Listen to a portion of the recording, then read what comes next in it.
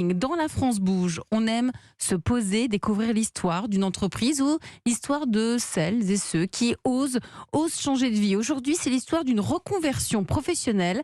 D'avocate pendant 15 ans, Yael est devenue autrice. La belle histoire de La France bouge. Bonjour Solène Godin. Bonjour Elisabeth. C'est la belle histoire du jour, celle d'une reconversion. Une reconversion professionnelle. Yael Attuil, elle était avocate. Elle est passée du barreau au scénario après 15 ans d'exercice en droit fiscal. C'est ardu ça en plus. Oui, mais parce que sa vie d'avocate, c'était 24 heures chrono. Je gagnais très très bien ma vie, mais j'en avais pas. J'ai décidé d'opter pour la philosophie de Confucius. Choisis un métier qui te plaît et tu ne travailleras jamais. Donc grâce à une rencontre, Yael décide de prendre la plume. Les lois de l'attraction l'amènent à Caroline Vigneault. Cette ancienne avocate est devenue humoriste. Elle décide de lui mettre le pied à l'étrier. C'est ma voisine d'examen de droit, qui déjà était à l'époque une amie et qui en est restée une. Et typiquement, elle est très très politiquement active sur le changement de vie. C'est une personne qui m'a dit « mais tu veux écrire, allez viens, on écrit ensemble ». Et c'est un nouveau départ. Yael quitte la robe pour tout ce qui brille. Elle s'en va pour New York. Elle intègre une école de scénario et de série. À son retour en France, celle qui défendait des loups de Wall Street devient le nouveau stagiaire. Peu importe, elle est à la recherche du bonheur auprès des initiés. À Paris, j'ai fait des stages aussi par des organismes de formation avec les plus grands, notamment Yann Truby qui a fait l'anatomie du scénario, histoire de comprendre un peu le fonctionnement et de démystifier l'ampleur du travail à faire. En fait. Changer de vie, ça demande quand même des concessions. Il faut y aller.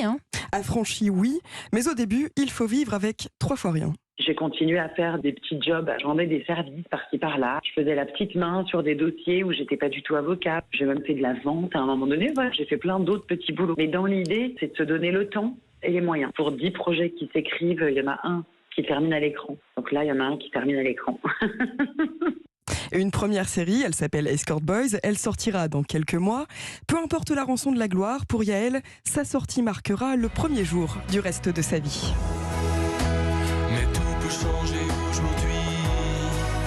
Et le premier jour du reste de ta vie. Merci Solène Godin pour cette belle histoire du jour, une belle reconversion professionnelle. Alors voilà, là vous nous racontiez l'histoire de cette nouvelle, cette jeune autrice, Yael Attuil, donc qui est devenue scénariste, qui a intégré donc votre équipe, c'est ça, Myriam de Vasseur. Mais par exemple, comment on déniche une personne comme ça? Comment on arrive d'avocate à écrire pour une série qui va sortir sur Amazon Prime? Eh bien concrètement, on cherchait avec le réalisateur Ruben Alves et ma coproductrice Charlotte Détail-Toledano, on cherchait si possible une scénariste pour coécrire avec Ruben la saison 1 d'Escort Boys. Donc on a fait un casting d'auteurs, d'autrices.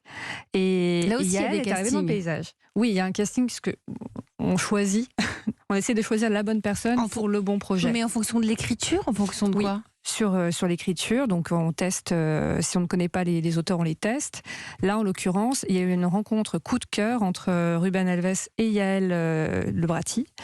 Et ils sont mis au travail très vite parce que nous devions à l'époque tourner dans les prochains mois. On avait une base solide de texte, mais il fallait reprendre tous les scénarios très rapidement. Et la force de travail de Yael, qui, je rappelle, était avocate fiscaliste, donc qui nous envoyait des mails à 3h du matin avec un travail colossal abattu, a été déjà salvatrice. Et puis l'esprit et la technicité que Yael acquiert, on fait que la fusion a bien pris avec Ruben. Donc vous aussi, vous prenez des risques, vous osez sortir du cadre. Mm-hmm. C'est important. Si ça vous ne êtes pas dit non, avocate ou un autre métier, non, on ne veut même pas en entendre parler. Non, vous aussi, vous avez ouvert vos yeux. Disons que c'est assez rapide. On juge sur ce qu'on lit, en fait. Et il n'y a pas de tergiversation. Soit c'est bon, soit c'est pas bon. Donc là, c'était bon.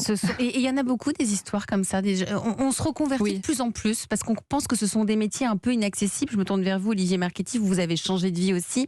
Vous l'avez dit tout à l'heure, vous étiez dans les transports, dans la logistique. Aujourd'hui, vous êtes en train de devenir le pape des studios de cinéma dans le Sud. Non, mais si, c'est un peu ça.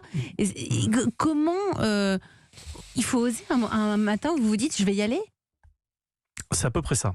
Alors, il y a toujours une conjonction de plein de phénomènes qui font qu'à un moment vous prenez cette décision un peu folle de transformer tout ça, des rencontres et surtout une envie, je pense. Il faut avoir envie et c'est ça où je pense qu'il y a vraiment, à partir du moment où vous avez ça au fond de vous, vous avez envie d'aller vers ça et puis vous vous lancez. Et là, Voilà. par exemple, avec l'exemple de cette histoire de Yael Le Bratti, là, vous avez vu qu'il y avait cette envie au-delà de la formation, de l'expérience. L'envie est là. L'envie et la passion, enfin la motivation. Voilà, métier passion. Voilà, c'est... Et puis, l'avantage, c'est qu'on a pu tourner quand même dans les mois qui ont suivi, donc, et que l'aventure était absolument merveilleuse. Bon, on a hâte de voir ça sur nos écrans, en tout cas.